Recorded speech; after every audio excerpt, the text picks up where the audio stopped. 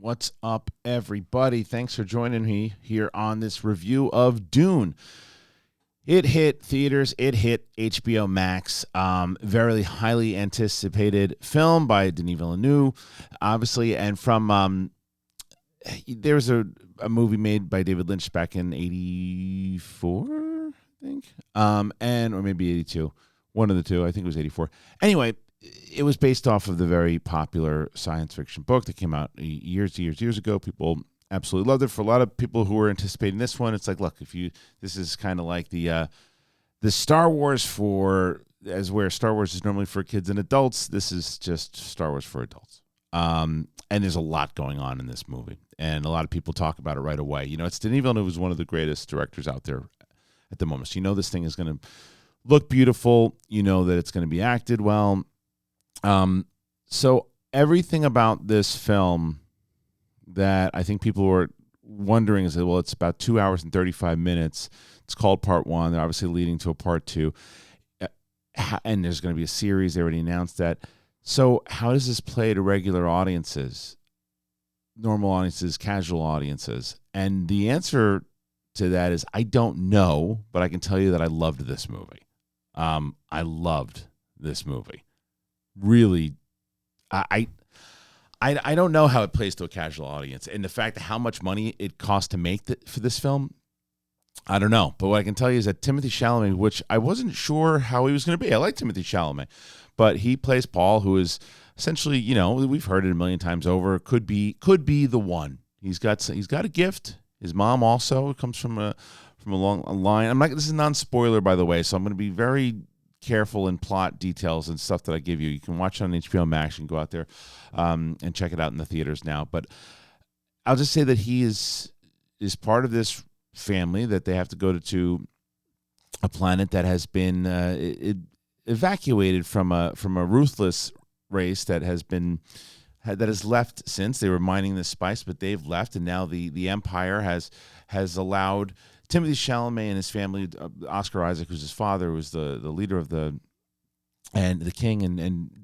go and to mine the spice now and bring the riches to his world, and a lot of politics, a lot of things. There's a lot going on. Jasaon Momoa, as you see in this as well, is he's a mentor and a pilot but he's a mentor to Timothée Chalamet, and there's a lot of kind of what is happening. It reminded me of there's definitely a Game of Thrones element to it. There's stuff that you've got to pay attention to. Here's the thing. There's some people that I've talked to a bunch of my friends. It's like, you have to see this in the theater. And I understand that, because as far as how this movie looks, it is gorgeous. The sound, the music, everything about it, it's just so, I just keep emphasize gorgeous. It really is just a beautiful movie to look at and to listen to the sound design, all of it. But I did not watch it in the theater. I watched it in my house. I watched it with surround sound. I did all, that stuff. But I also put on subtitles, and it helped tremendously. It was as if I was reading the book and watching at the same time. Some people feel like that's taboo. Not, maybe you can't do it. I loved it. I think I enjoyed it because of it. Like I said, with remembering the names, everything else too. Rebecca Ferguson is a standout in this film also, but. And I don't know if you're brand new if you found this review just by scrolling around looking for Dune reviews, or if you're a subscriber to my channel. But if you're a subscriber, you know that you've heard me talk about long form television and how it's changed the game, and how streaming changed the game. You can develop characters a lot more. This felt like a very, very expensive pilot episode of a television show, because when it was over, I wanted more. I felt like there's so much more in this world that they can create and that they can do. And for a 2 hour movie, 2 hour and 35-minute movie, I think some people will be confused as far as what's going on and trying to pay attention to it. And I didn't, but I can see where people would.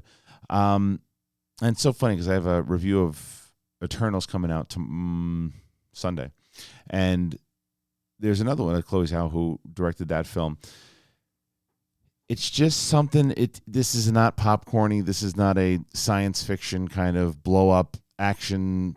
Nothing wrong with those movies. I love them, but this is not that. This is and I know that the word's been thrown out there and almost abused at this point, but dense film. There's a lot going on, a lot you have to pay attention to. I can't speak on how true it is to the novel or even the David Lynch film because I remember seeing the David Lynch film when I was younger, definitely not understanding it or not paying attention to it and not liking it back then. And I have not read the novel, so I don't know how true it is. But what I can tell you is that Timothee Chalamet, he absolutely carries this movie. I thought he was. You got to buy him. You got to buy his character. You got to believe that he potentially could be the one. What's the vision? What's the overall idea of him and his character and the character of Paul and what he's going through?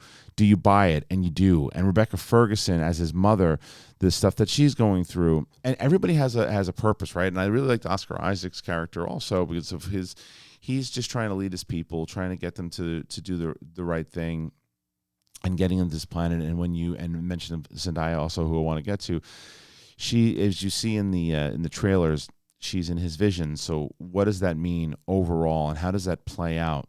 And the sandworms, how the sandworms look. I mean, there's so much just from the trailer that you've seen that I was very excited for this film. I didn't know how I was going to like it, and I just couldn't keep my eyes off it. I was very bummed when it ended, and I was bummed when it ended, not only because I, liked the movie and wanted it to continue, but I have to, I don't know if I was being a pessimist or whatnot, saying this is like a $200 million film or whatever it might be. I can't see a lot of, I can't see this movie really resonating with like the casual movie fan. The film fan, for sure. Is there a difference? There's a major difference. I don't know if it's going to resonate. I hope I'm wrong. I hope this movie crushes on both. It's so different now with what you can do with ratings on a streaming service. I mean, look at Many Saints of Newark, right? Many Saints of Newark didn't do very well in the box office at all, but it had like insane ratings on HBO Max, and because so they're now negotiating to get a mini series of The Sopranos. So Dune already has a series coming out. The question is, I know that the sequel I think has already been greenlit. I sign me up for it. I'm a big fan of this movie. Big fan. Denis Villeneuve is one of my favorites, and Arrival is one of my favorite movies in the last 5-10 years. So this movie to me, if I was going to give it out of a schmo system, I'm going to go 4.5 out of 5 schmoes. It's incredible. Really, really like this movie a lot. I'm going to watch it again. I love new sci-fi. I mean, I know it's based off an old book and a remake of a movie. So how new of a sci-fi is it? But it's different. It's different from other sci-fi that we get today. And so for that reason, I liked it. I enjoyed it. I'm not sure if you watch it. The difference is here now. I didn't go to an early screening of this one. I just watched it on HBO Max. So if you have all watched it, as I said, I didn't spoil anything. At least I hope I didn't spoil anything. Did you like this movie? Did you think that this movie worked? Did you think it was too dense? Did you think it was too convoluted? Were you bored? I did not feel that way at all, but I don't think I'm going to argue with those people who say that they were, because I don't know if it's for everybody. But I don't know, man. Spoke to me. Did it speak to you? Go ahead and comment. Let me know what you think. I'm very curious if you liked it. Thank you so much. If you're brand new to the channel, please subscribe. We have a lot of stuff going on here. We have a show every Monday, Wednesday, and Friday called Big Thing, where we cover a pop culture topic. We are doing an Eternals non-spoiler episode on Monday. I'm also reviewing that film, but we're going to do a little bit more of more of a dive, I'll say, with myself and Coy Jandrew. We do a Spider-Man rewatch here on Fridays. We also do a Star Wars live action rewatch as well. So subscribe to the channel. You're brand new to it. I'd love to hear your thoughts on it. Thank you so very much. Appreciate it. And I hope you enjoyed this review. Thanks, everybody.